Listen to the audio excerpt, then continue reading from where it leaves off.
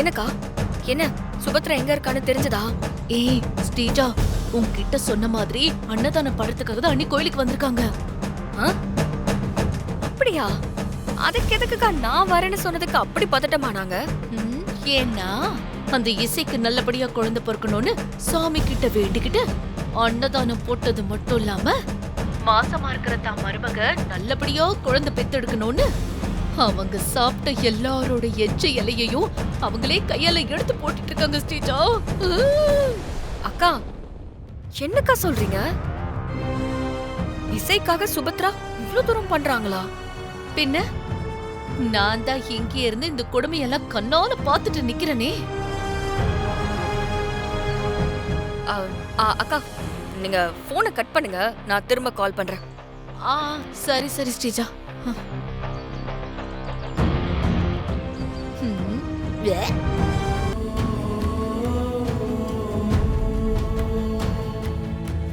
அக்கா, பணமும் அந்தஸ்தும் மனுஷனுக்கு திமிர கொடுக்கும்னு சொல்லுவாங்க. ஆனா சுபத்ரா அம்மாக்கு அது இன்னும் அதிகமா பாசத்தை தான் கொடுத்துருக்கு. தான் வீட்டு வாரிசுக்காக தான் கௌரவத்தை தூக்கி போட்டுட்டு இலை எடுக்கிற அந்த மனசுக்கு அந்த ஆத்தா இவங்களுக்கு எந்த குறையும் வைக்க மாட்டாக்கா. உண்மைதாம்மா.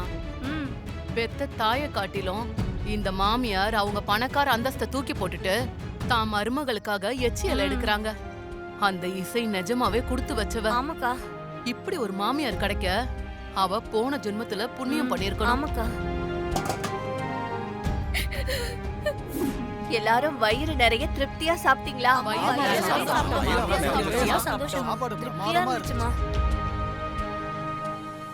உங்க வயிறு நிறைஞ்ச மாதிரியே என் மருமகளுக்கு நல்லபடியா குழந்தை பிறக்கணும்னு நீங்க எல்லாரும் மனசார வாழ்த்திட்டு போகணும்.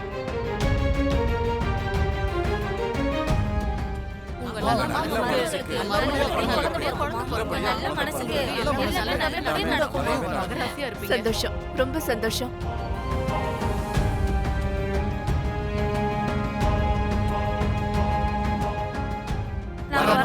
சரி வாங்க.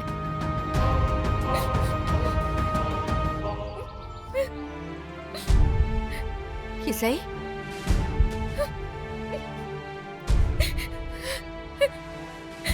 இசை, நீ எப்பமா கோயிலுக்கு வந்த?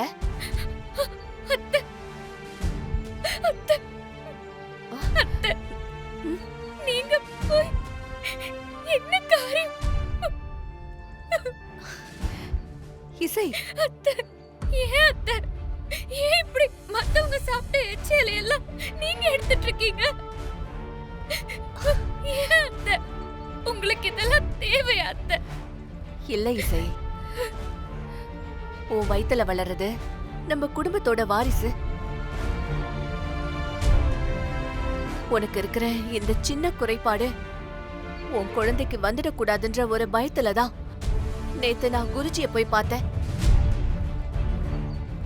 அவருதான் இப்படி ஒரு பரிகாரம் பண்ணா குழந்தைக்கு எந்த பாதிப்பும் வராதுன்னு சொன்னாருமா. நீங்க நீங்க போய் இந்த மாதிரி எல்லாம், ஐயோ எனக்கு மனசே தாங்கல அத்தை. நீங்க ப்ளீஸ் வாங்க அத்தை, வாங்க அத்தை, வீட்டுக்கு போலாம். இசை இசை இசை, இங்க பாரு இசை, இங்க பாரு. கௌரவங்கிறது நாம மத்தவங்களுக்கு கொடுக்கற மரியாதையில தான் இருக்கு இசை. பசியோட சாப்பிட்டவங்களோட அந்த எச்ச இலையை எடுக்கிறதுல எனக்கு எந்த தாழ்வுமே இல்லம்மா. என் வீட்டு வாரிசுக்கு ஒரு நல்லது நடக்கும்னா இந்த சுபத்ரா எதையும் செய்யறதுக்கு தயங்க மாட்டா. இசை, கண்ணு தொடச்சுக்கோமா.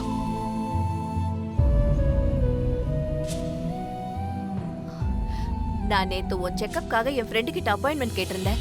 அவ அப்பாயின்மெண்ட் கொடுத்ததும் நம்ம ஹாஸ்பிட்டல் போலாம். அதுக்கு முன்னாடி நான் தட்சணையை கொடுத்துட்டு வந்துடுறேன். நீ இங்கே இரு, நான் வந்துடுறேன்.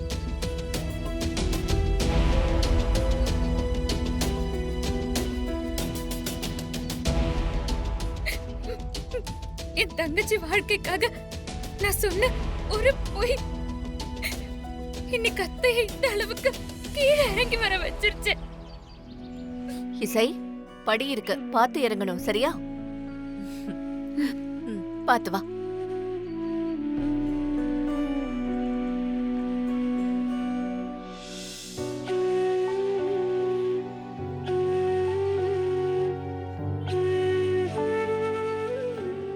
இசை, இங்க பாரு, இனிமே இந்த டூ வீலர் ஓட்டுறதெல்லாம் வச்சுக்க கூடாது, சரியா? ம், வா.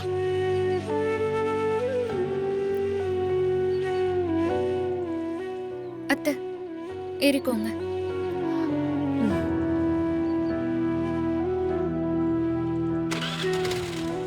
போலாமா அத்தை?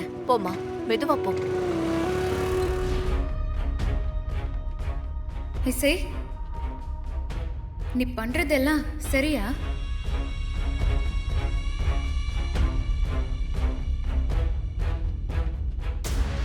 உன் அத்தை உன் மேல பாசமா இருக்கணும்னு நீ எவ்வளோ ஆசைப்பட்ட. இன்னைக்கு உனக்காக, அதுவும் உன் வயித்துல உருவாகாத ஒரு குழந்தைக்காக அம்மனை வேண்டிக்கிட்டு எச்சல எடுக்கிற வரைக்கும் போயிருக்காங்க. உன் அத்தை உன் மேல பாசமா இருக்கணும்னு நீ எவ்வளோ ஆசைப்பட்ட. இன்னைக்கு உனக்காக, அதுவும் உன் வயித்துல உருவாகாத ஒரு குழந்தைக்காக அம்மனை வேண்டிக்கிட்டு எச்சல எடுக்கிற வரைக்கும் போயிருக்காங்க. ஆனா நீங்க என்ன பண்ணிட்டு இருக்க இசை? இந்த பொய்யை இன்னும் எவ்வளவு நாள் தான் நீ வளர்த்துட்டு இருக்க போற? ஆமா, அத்தை என் மேல பாசமா இருக்கணும்னு நான் ஆசைப்பட்டது எல்லாமே உண்மைதான். ஆனா வர்ஷினி இந்த நிலைமையில இருக்கும்போது என்னால நடக்கிற உண்மையை மறக்கிறத தவிர எனக்கு வேற வழி தெரியல. நடக்கிற எதுக்கும் வழி தானா கிடைக்காது இசை. நீ வர்ஷினிய நினைச்சு, அவ வாழ்க்கைய நினைச்சு மட்டும்தான் பயப்படுறியே தவிர உன் வாழ்க்கைய பத்தி யோசிச்சியா நீ? என் வாழ்க்கைய பத்தி யோசிக்கிறதுக்கு என்ன இருக்கு? உன் மனசுல என்ன? நீ பெரிய தியாகின்னு நினைப்பா? இது பாரு இசை, இப்படி எல்லாம் பேசினா உனக்கு யாரும் செலலாம் வைக்க மாட்டாங்க. தங்கச்சிக்காக நீ எதை வேணா இழக்கலாம். ஆனா அனாதையா ஒரு சின்ன அன்புக்காக தவிச்ச உனக்கு இப்போ ஒரு அழகான குடும்பம் கிடைச்சிருக்கு.